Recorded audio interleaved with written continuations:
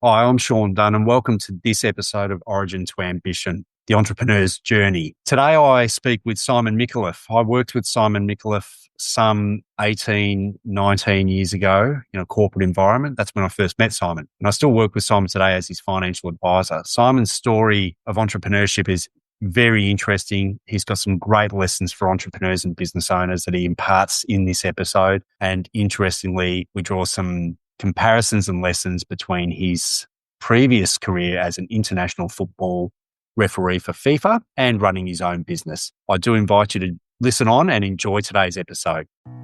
Welcome to Origin to Ambition, the show where we explore the small business entrepreneur's journey in business. I'm your host, Sean Dunn. Let's get into it. All right, Simon, thanks very much for joining me today on my new podcast, Origin to Ambition, with Sean Dunn, the entrepreneur's journey from startup to realising the ambition of running their own business. So thanks for coming. I appreciate your time. No, it's been an absolute pleasure, Sean, and I'm looking forward to this and also looking forward to listening into other ones as well.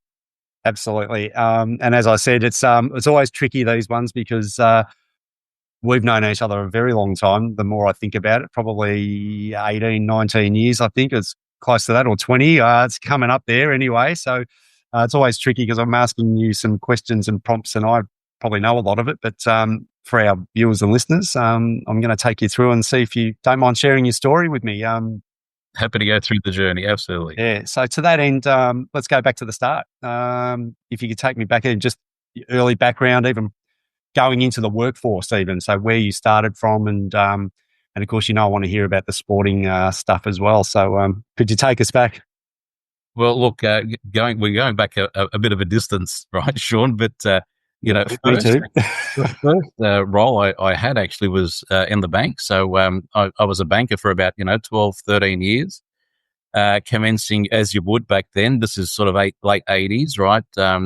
Through back office, into becoming a teller, into international, into lending, into corporate lending eventually, which really got my sights into, financial planning, advice and wealth and broader financial services, right? So it started my humble beginnings in the bank, moved into, financial planning firms, and eventually leading a number of those businesses. But concurrent to that as well, I also had my sporting background. So I was an international football referee with FIFA. I had a parallel run, I guess, right, between the sporting world and also the corporate world over that particular period of time. A lot of juggling, right, between traveling and Yes, and matches and back into the business outfit. But the last 10 years has then transitioned me out of the corporate arena into running my own business. Of course, before that, you and I worked together at another corporate, and it was a wonderful time, right, during that period. But certain events, as you're aware, and our listeners would be aware, will drive a different pathway. And even when we work together, we had to work through the GFC, right? And that created a new pathway in terms of the next part of the journey, which took me into another business that I was leading. And we were listing that particular business in Australia, which meant I had to close what I was looking after, which took me into another pathway to America, right? Just to go overseas to actually understand what was happening in the financial services market, what was happening with technology. And it was at that stage that I realized, the advancement in the US market meant that we needed to catch up. So I saw the opportunity to move into in essence, my business consulting business. Yes. That's sort of been the journey in a very short period of time. Yeah. With the, this is an interesting theme because I have a number of people in my universe, I suppose, that have some sort of sporting background. It's interesting that sporting endeavour and entrepreneurship seem to be linked to some point. So can you take me through your thoughts around that link, I suppose? It's probably a bit of a vague question, but I think you know where I'm driving it. Worked with a lot of people that have been either in corporate or entrepreneurs themselves, self-employed, and have had successful sporting careers in the background. So your thoughts around that? I think it's a great question, and I totally agree because it's across any sport. but also, frankly, it's across any level. It doesn't mean to be at the pinnacle, right? I was refereeing at international football level, but even refereeing at that local level, etc., or playing sport, wherever it might be, AFL, cricket, rugby league, whatever, rugby union. There are many parallels you can take out of these sports. So for me, of course, refereeing is both a team sport, right, because you have other officials to work with, but it's also very much individual too. Yeah. If you're the match referee in the middle, right, which was my duty. What I learned from that growing up, because the lessons learned aren't just at top level, it's actually growing through the process, right? Yeah, agree. Is around match preparation, right, or understanding the field that you're working in. So the laws, right, or the legislation or the regulations, really understanding that as a basis. Then being able to be match fit as an entrepreneur would be, right? And it could be financial fitness. Yes. It can actually be your own health fitness as well to drive a great business. And then, of course, it's about your application, right? As a referee, it's in relation to, having match control, being able to allow the game to flow, knowing what to pull up, gauge the barometer in terms of the player heat that might happen, right? Because if you let too much go, the game gets out of control. Yes. If you put too much, the game becomes distorted and not a match you want to watch, right? So those parallels as well you can bring back into business. But in particular, the parallels that I was finding was around, communication as a match official, being able to convey not only a message to the player in front of you, but to a massive audience in an arena, right? What you try to convey. Yes. Having the right angle, being able to have the right fitness. And I brought those parallels back into business as well, because it is about being business agility, right? Being at the right place, being able to actually build a pathway and try and foresee wherever you can, right? Option A, B, or C, or potentially something going wrong. Yeah. Or showing a respect as a sporting representative, showing respect as a business owner, right? To the people you're trying to deliver a service to, a match referee to a player, a business owner to a client. Yeah. So look, they're the things that I looked at, and really I can understand that really important question that you raised. And I'm sure anyone that played sport can see that at a team level, what you would learn to bring back in the business environment, but also as an individual. And I can talk more to all this, right? Sure. But Yes. there are those things that you can really bring back to the business and vice versa.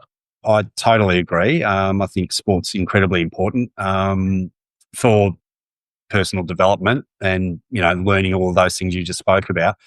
We were involved. So when we first met each other, you came in to run a business that frankly was not doing too well, if we can put it in those sort of terms. And I, from day one of meeting you, I always felt that you were looking to bring a discipline to that business. And I don't mean discipline in the sense of disciplinarian necessarily. I mean just the discipline to get the work done. I always felt that you often learn that discipline. Someone said to me the other day, the hard part's putting the runners on. But once they're on, you're into it, sort of thing. So, do you think that you've had in bringing that discipline into your work life and the way you approach things? Yeah, I like your insight, because I know with your various sports and various things that you've done in your outside of business career, whether it's your pod listeners understand, of course, how high you became in terms of ballroom dancing and your martial arts, etc., that you do, from your own self with discipline, it requires focus, right? Yeah. But also it requires understanding other people in your work environment, because you can't discipline through. Perhaps I shouldn't use that word. It's more around being focused. Yeah, and actually, you just said focus, and I thought to myself, that's a better word. And it's actually bringing people on the journey as well, because as you'd be aware, Sean, and many other listeners here as well, your approach will dictate how the team will perform if you're working in your team and people are reporting through to you. Right? Yes. You can be a leader, and there are these people that lead through fear.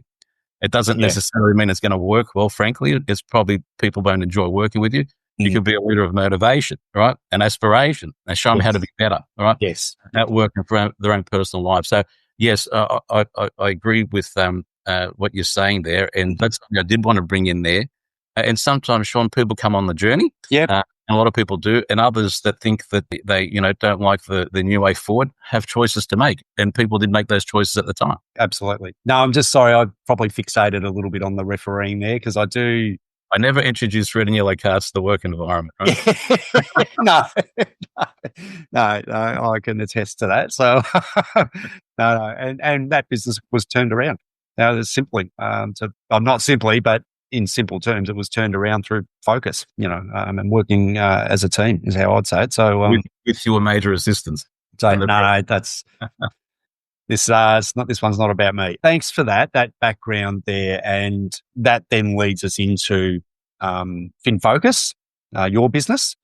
Can you take me through? You've already said it's a consulting business, but can you take me through more about what FinFocus does? And then after that, I'd like a follow-up question would be: you've already touched on you saw an opportunity, but what was the why? Why did you go down the path of being self-employed and being an entrepreneur? But if you can take me through FinFocus first. Yeah. Well, look, in essence, FinFocus helps businesses find solutions, right, in terms of perhaps growth in relation to improving efficiencies, in relation to discovering opportunities, rebuilding and innovation, right? So that's where FinFocus comes in.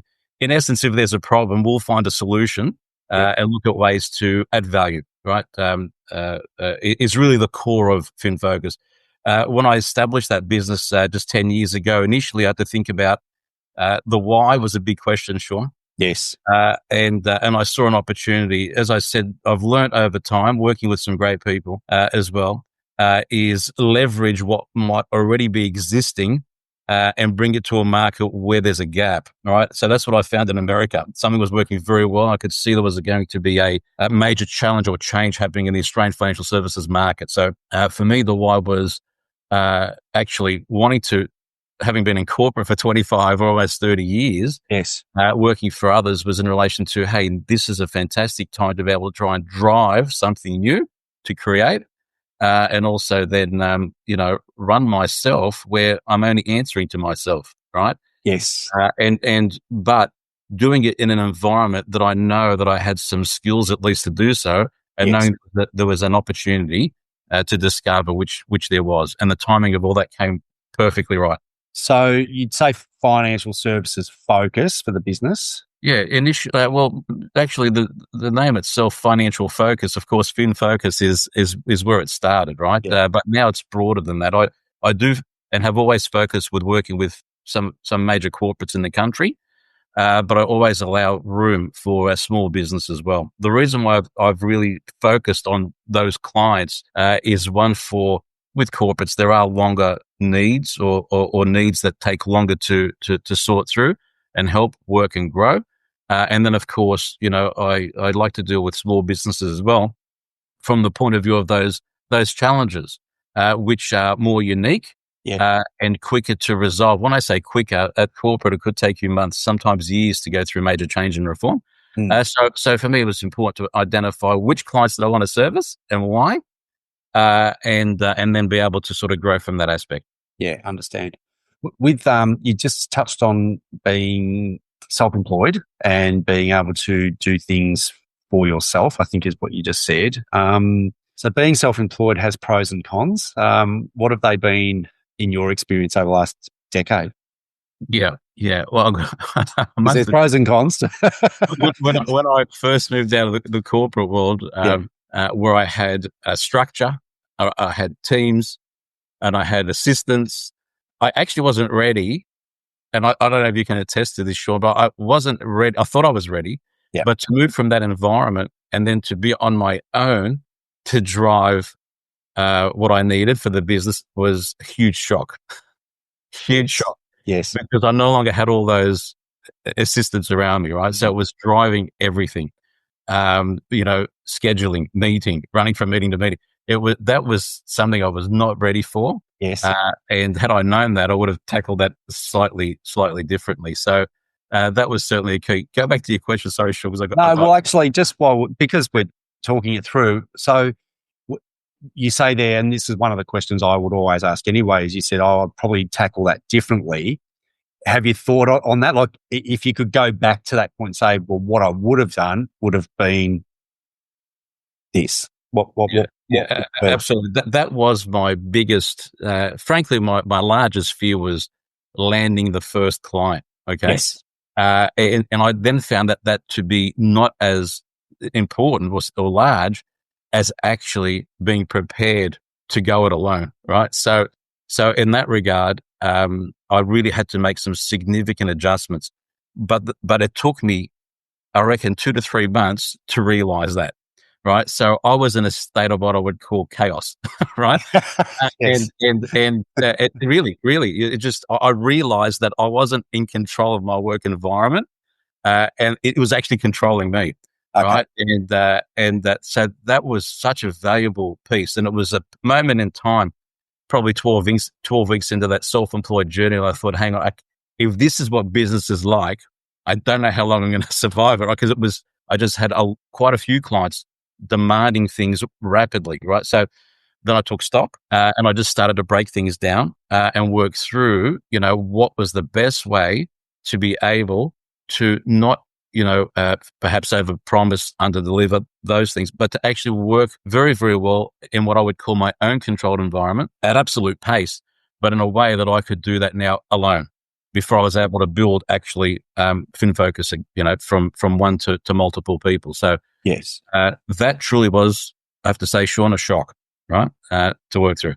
Yeah, I understand. Mine was probably more that I was overly optimistic. I think was my. I'm an optimist by nature, and I probably thought more work would come more quickly. I understand. I don't know why. Probably because I just thought I'm not a bad bloke, and people want to work with me. But anyway, it didn't quite go that way. But that's okay. But as I say, I'm asking about your journey. Was there a thought? Just still sticking with the origin of FinFocus, was there a thought to, were you ever tempted to say, well, maybe I'll just stay in corporate rather than go down this path? Or were you really like, no, it's time. This is what I need to do now?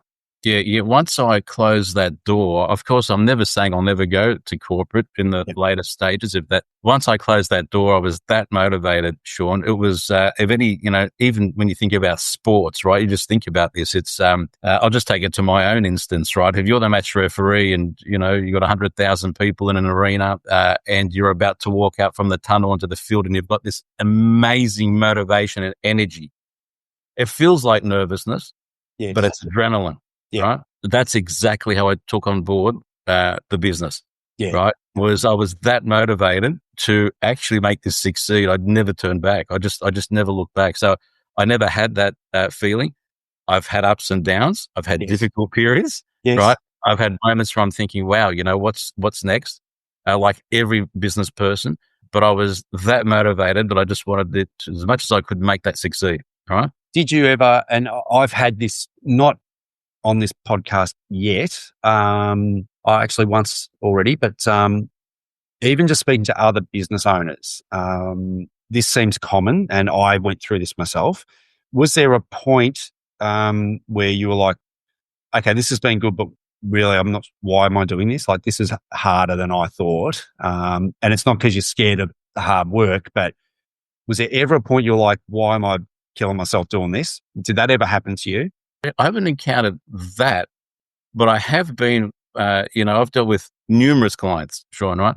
But I have been sometimes, in a particular circumstance, because you through experience, you then start to realize what's important and what you need to worry about versus not needing to worry about, right? Yeah. So I have been involved in particular client meetings or circumstances where what might be considered to be alarming, a real problem, when you think about the real problems of life, it just diminishes. It's not. I think it's important even for business owners at times when you think it's important not to make things bigger than they actually are.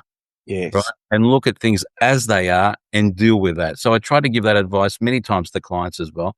So I've seen it probably from that angle rather than what you're referring to me in terms of my own within FinFocus, right? So yes, I think that's an important insight actually, right?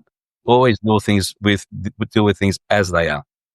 Yeah, so doing a comparison about what we're worrying about versus what we actually really should be worrying about. Yeah, absolutely. Yeah. Okay, that's interesting. That's very interesting. What advice would you give then? So you've already sort of really given some advice just through your own experience, but what would you give a new business owner or a person thinking to become a self-employed business owner? If you could give me a sentence about what you would tell them to think about before they start, question without notice.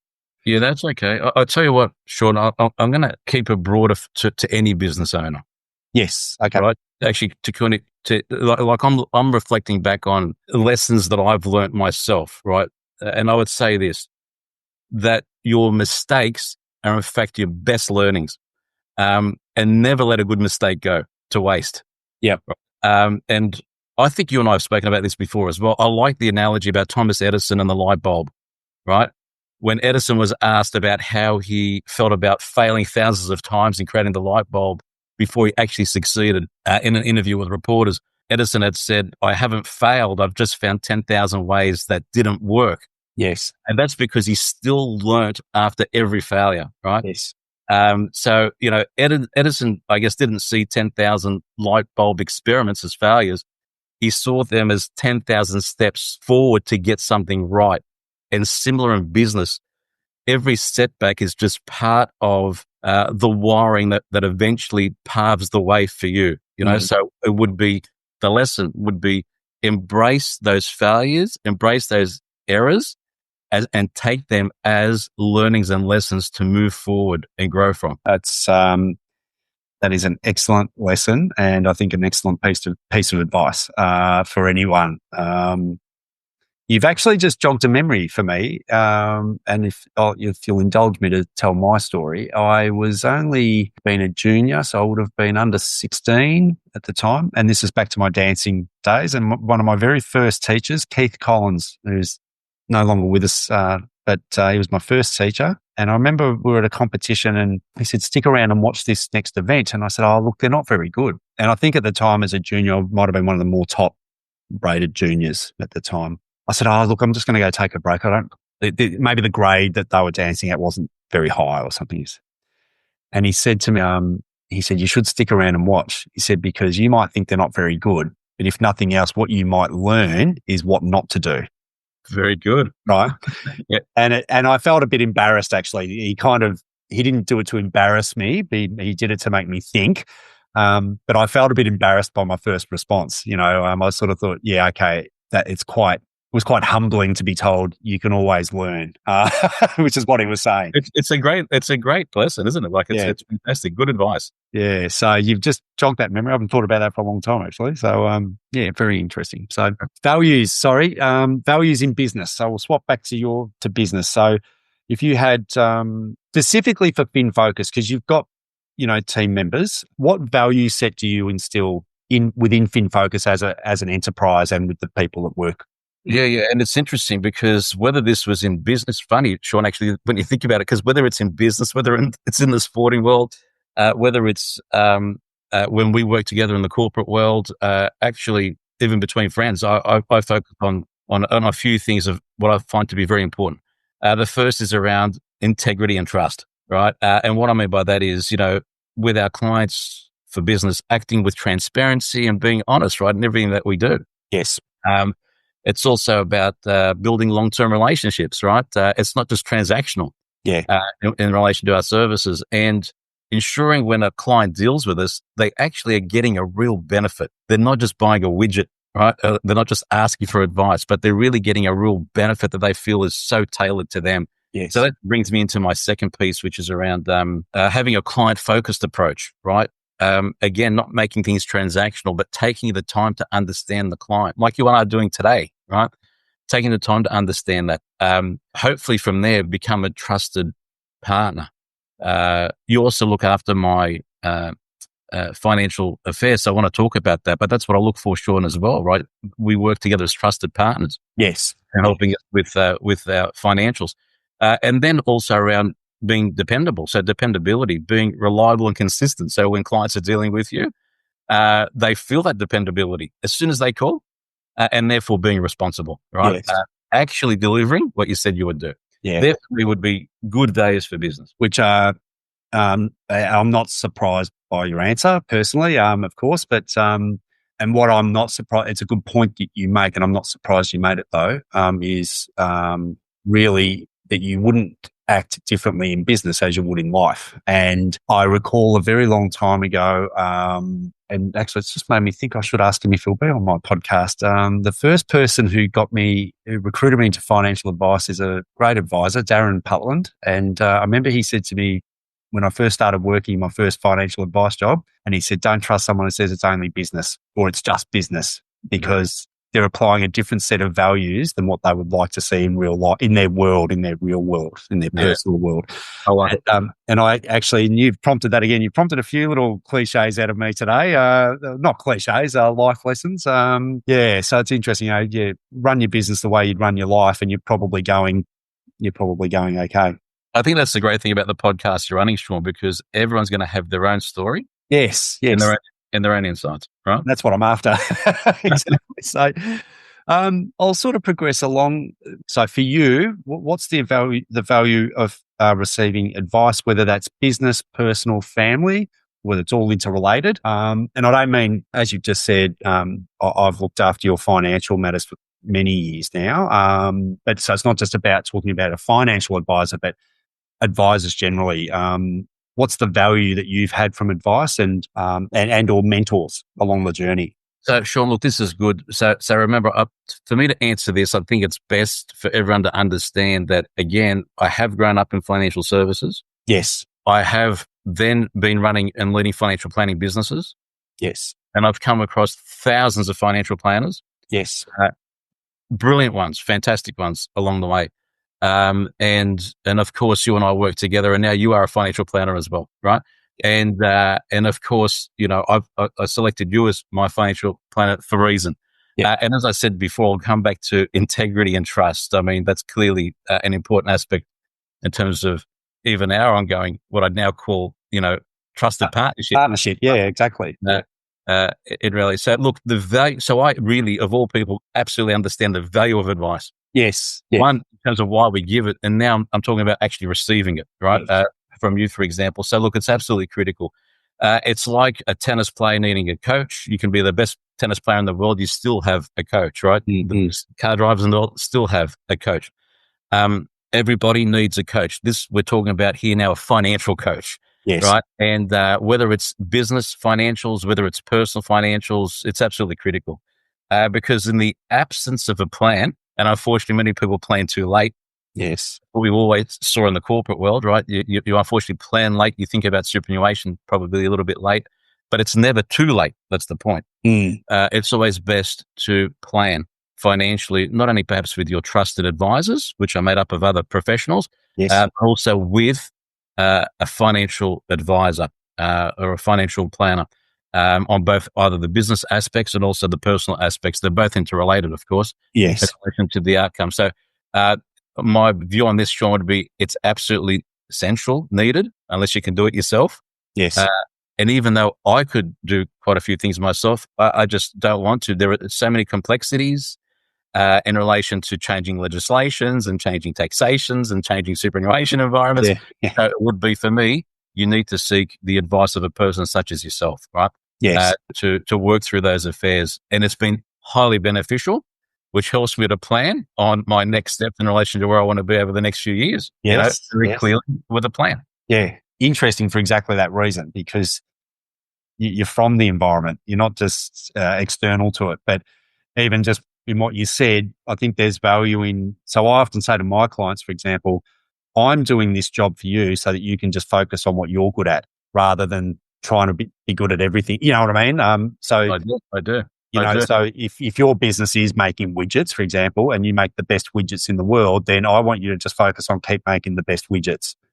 And don't worry about this stuff. So that's what I was sort of hearing from you saying, like, yeah, you could, and you actually could do it, unlike some people, but it's like, it's not your focus. Your focus is in focus. I think you hit a really important point, whether it's for another podcast in the future, but Sean, it's important to know what to let go.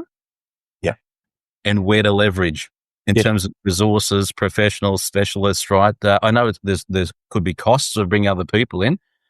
So you do it in a way that helps you to succeed, because if you take on everything and try to do everything, you won't be able to scale and grow. Yeah.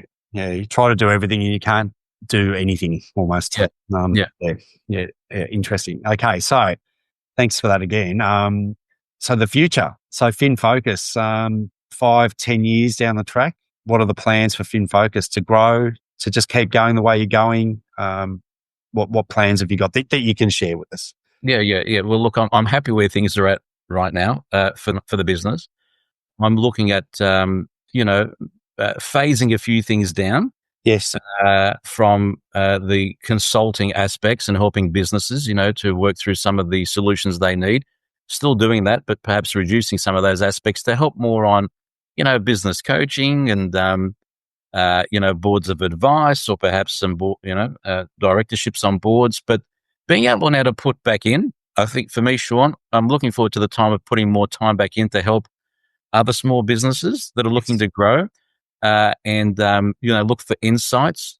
You mentioned a little bit earlier about having mentors. I never really addressed that, but I had a number of mentors, and one specific mentor, of course. And you do learn a lot from them, because going to a mentor is more about, I've got this situation right now. Based on your experience, how would you tackle that? What options would you provide?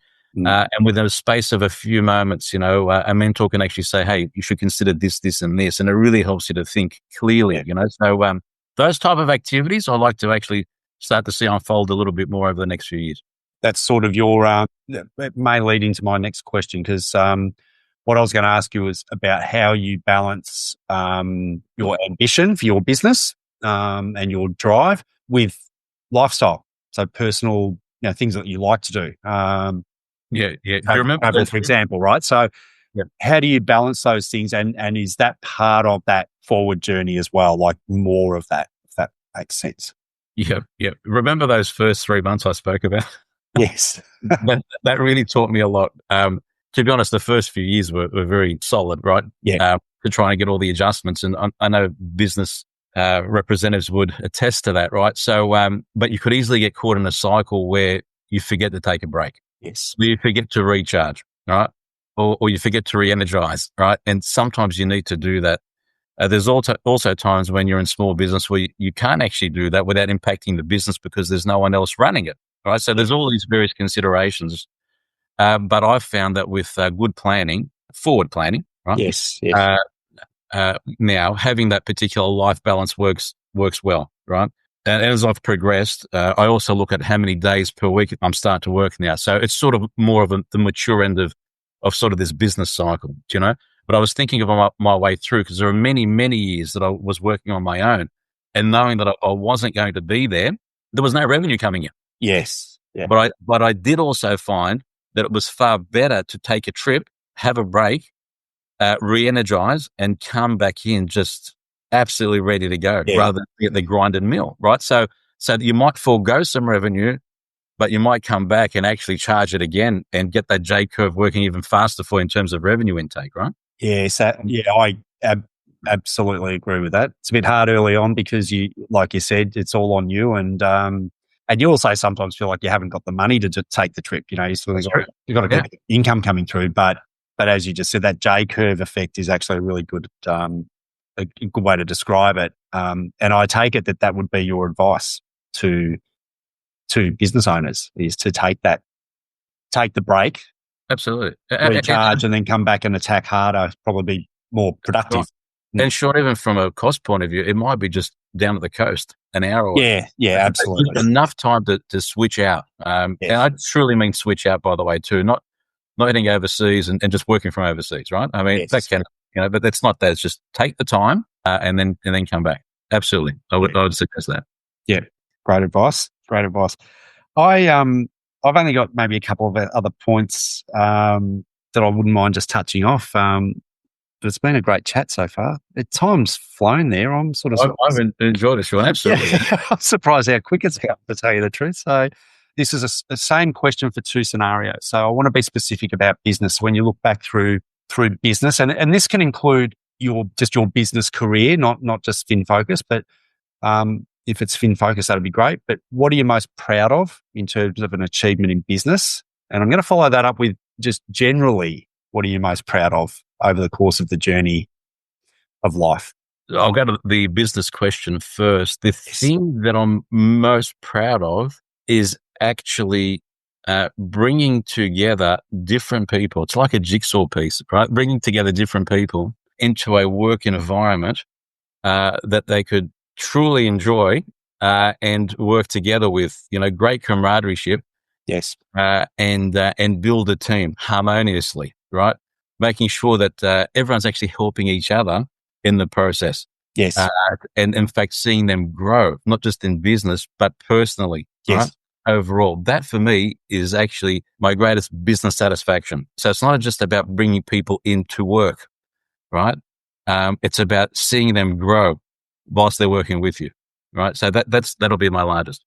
Yeah, that's and I have been part of one of those teams, so with you. So in a previous world, and I'd say that sums it up perfectly. When it comes to personal, Sean, for me, immediately it's family, right? Yes.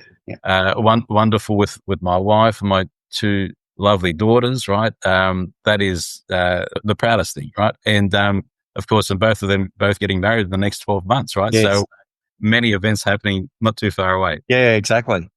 I'm not surprised by your answer. No, well, you got a beautiful family, and I'm not surprised. So last, this one might be a bit tricky, but I'm going to try and keep you to one sentence. Okay. How would you sum up your entrepreneurial journey in one sentence? I would say it's been exciting, challenging, highly enjoyable, and that's taught me many invaluable lessons, and also proven that every step forward is absolutely worth it. Yep. Excellent. Would be my conclusion, I think, Sean. You know what? That was my last question, but I'm going to say one more thing. Is entrepreneurship for everybody? Immediately, the first answer that came to me was no. And now having thought about it, it's still no. Yeah. I just wanted to think about it for a moment, because, and that's okay. That's okay that it's not for everyone either. I don't mean that to be. I'm not saying that to be facetious. But I want to say this though: if someone wants to aspire to be an entrepreneur or run their own business, the answer is absolutely yes. Yeah. All for the right reasons. Yes. If you have the why and understand the reason of why you want to do what you do, which is, loving the area you want to be involved in, the answer is going to be yes. And no matter how hard the obstacle will be, you will overcome it. But I don't want to give a blanket yes on entrepreneurship across the board, because it requires effort. Yes. It requires perseverance, but actually requires a lot of grunt and energy, right, to enjoy those experiences. And there's many other people that, perhaps want more safety in terms of a salary, etc. There's all these other considerations as well there, Sean. So, yeah, absolutely. Yes, I'll continue to stick with my answer no. But if you want to make it work, you definitely can. Yeah, I like it. Perfect answer. Simon Micallef, thank you very much for joining me on this podcast today. I really appreciate your time. We talk anyway a lot, so I love talking to you. But I think there's a lot in our discussion today that a lot of people could take a lot of lessons from. So I really do thank you for making the time for me today. Sean, it's been a privilege. Thank you very much, and all the best for you and your listeners. Yeah, thank you. And that's all for this episode of Origin to Ambition. Thanks for tuning in.